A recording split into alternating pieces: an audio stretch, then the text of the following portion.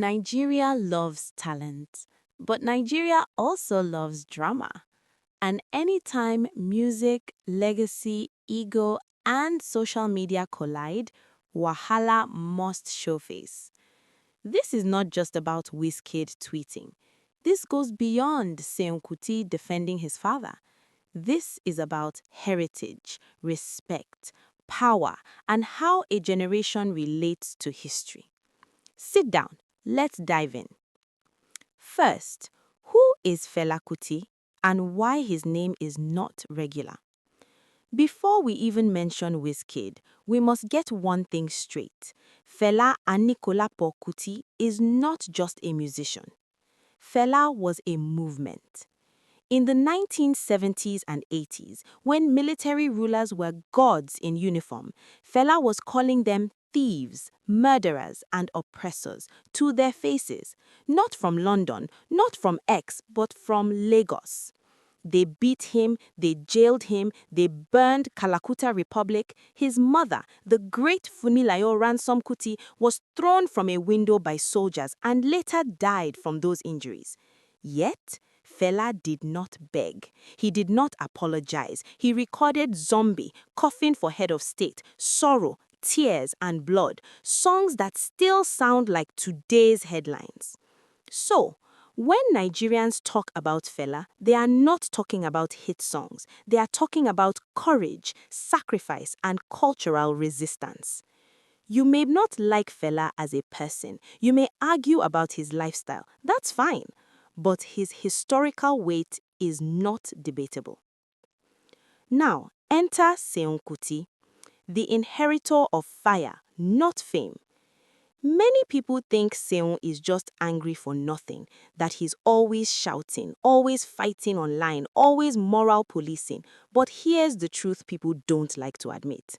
Seun did not inherit money, he inherited responsibility. Seun joined Fela'S band as a teenager, not for branding, not for vibes, for discipline. Afrobeat is not pop, it is military-level rehearsal, ideology, and message. Seun has been consistent, maybe uncomfortable, maybe aggressive, but consistent. He talks about imperialism, African exploitation, hypocrisy of Western praise, Nigerian elites who smile with oppressors. Whether you agree with him or not, Seun has stayed on code. So, when Seun reacts strongly to perceived disrespect toward his father, it is not just emotional, it is ideological. To him, Fela is not content, Fela is scripture. Now, let's talk about Wizkid. Wizkid is undeniably one of Africa's biggest musical exports. Grammys, world tours, global collaborations, no argument. But Wizkid today is more than an artist. He is a brand protected by a digital army, Wizkid FC. And here's where things get tricky. When fans start confusing success with infallibility, reality bends. Wizkid's recent online exchanges, especially the ones involving Seun Kuti and references to Fela, crossed from clapback into cultural disrespect. This is the issue. You can insult Seun, that's a living man, he can reply. But dragging Fela, a dead cultural titan, into a personal beef, that's different. Before we get to what went wrong, let's mention something else. The silent elephant in the room, Burna Boy. We also need to talk about Burna Boy because Wizkid himself brought Burna into this mix, and once that happened, the conversation shifted. Burna is not just another artist in this story. Burna is Wizkid's peer, collaborator, and for a long time perceived friend. They've shared stages, global moments, and the same international spotlight. So, when Wizkid made insinuations that indirectly linked Burna Boy to Diddy, especially in the middle of serious allegations and controversies surrounding Diddy globally, that was not a light jab. In Nigerian street logic, that kind of insinuation is dangerous.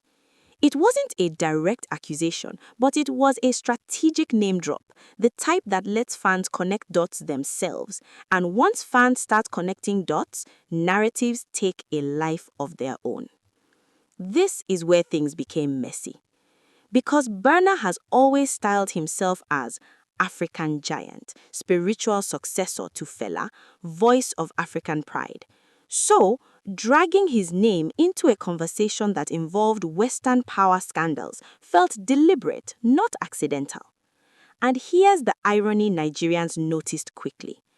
Burna has benefited from proximity to Western institutions, awards, and platforms, just like Wizkid. So, if we're questioning proximity, nobody is innocent. That's why Wizkid bringing Burna into the fight felt less like self-defense and more like collateral damage. It raised a bigger question. When ego is bruised, do friendships still matter, or does clout turn everyone into ammunition? This moment cracked the illusion that two of Afrobeat's big three are united beyond branding. And Burna's silence afterward only deepened the intrigue, because silence in moments like this is not neutrality, it is strategy. The tweets. What really went wrong? Let's be clear. This issue did not start because of music. It started because of ego meeting history. Wizkid felt attacked, fair. But instead of keeping it between himself and Seun, he referenced Fela in a dismissive tone. In Nigerian culture and African culture generally, you don't insult ancestors casually, especially ancestors who suffered for the freedom you now enjoy. That's where Wizkid miscalculated. Not legally, not musically, culturally. Why Nigerians reacted so strongly? This is not about age, it's about memory. Nigeria already struggles with historical amnesia. We forget coups, we forget heroes, we forget sacrifices. So, when a global superstar appears to trivialize one of the few Nigerians who stood up to power fearlessly, it triggers something deeper. It feels like money disrespecting sacrifice, fame mocking struggle, present success erasing past pain, and Nigerians hate that. The real lesson here: Wizkid is not evil. Seun is not perfect. Burna is not fake. But history deserves caution. You can be bigger than Seun Kuti. You can be richer than Fela ever was. But you cannot be bigger than what Fela represents. That's not how culture works. Final thought. This is bigger than X. Social media makes everybody reckless, but culture has memory. Today's tweets are tomorrow's screenshots. And in Nigeria, where institutions fail, culture is our last archive. So, before clapping back, ask, am I arguing with a man or trampling on a legacy? Because one reply gets likes, the other stains history. Power, clout, and generational tension. Why this thing cut deep? Let's stretch this conversation properly, because a lot of people rush to pick sides without understanding the deeper currents. This is not just an artist beef. This is old Nigeria versus new Nigeria. The Nigeria that remembers military boots and batons versus the Nigeria that knows brand deals and timelines. Fela belongs to a generation where speaking cost blood. Wizkid belongs to a generation where speaking cost PR points. Both realities are valid, but they are not equal. One dangerous idea social media pushes is this: because you are successful, you must be right. That logic is poison. Wizkid was successful because he mastered music, timing, and branding. That does not automatically make him a cultural authority on history. Fela became a cultural authority because he paid a price. That distinction matters. You can sell out stadiums and still misunderstand history. And Nigerians, especially older Nigerians and politically conscious youth, reacted because they sensed that confusion. Wizkid FC. When fan loyalty becomes historical amnesia. Let's address Wizkid FC directly. Fan culture is powerful. It can protect artists, it can also distort truth. Once fans reduce everything to my fave versus your fave, nuance dies. Suddenly, context becomes hatred, criticism becomes envy, history becomes irrelevant. But culture doesn't work like football banter. You can't chant down legacy. You can't ratio sacrifice. That's why many Nigerians weren't angry at Wizkid alone. They were angry at the energy around him. Seun Kuti's tone, why anger was inevitable. Some people asked, why is Seun always angry? Let's be honest. If your father was beaten, imprisoned, and indirectly killed by the state, if that same father is now casually referenced in online banter, would you whisper? Seun's tone is not polite because history was not polite to Fela. You don't inherit trauma softly. You inherit it loudly. Burna Boy again. Silence as calculation.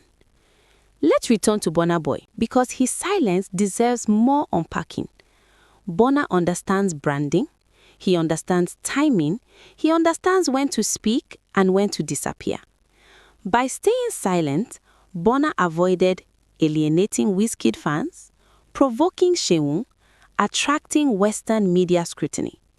That's smart. But smart is not the same as brave. And Nigerians noticed the difference, especially because Burna's entire artistic mythology is built on fearlessness. When fearlessness meets silence, questions follow. Africa's problem with memory. Africa struggles with memory. We forget our fighters. We sanitize our rebels. We turn revolutionaries into aesthetics. Fela is now played at weddings, clubs, and fashion shows, but stripped of danger. So, when someone speaks of him lightly, it feels normal.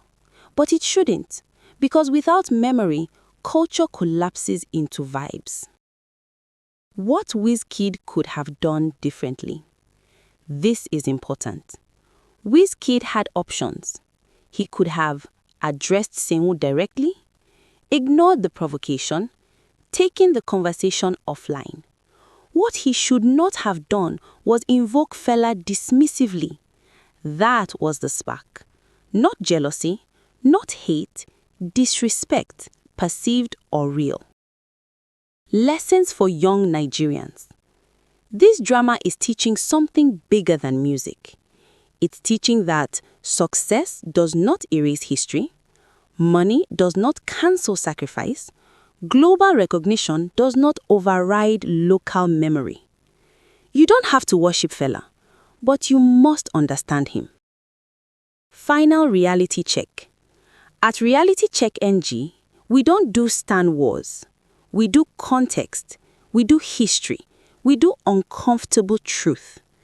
This situation reminds us that Nigeria's biggest battles are not always fought with weapons. Kindly like this video, share and subscribe to this channel.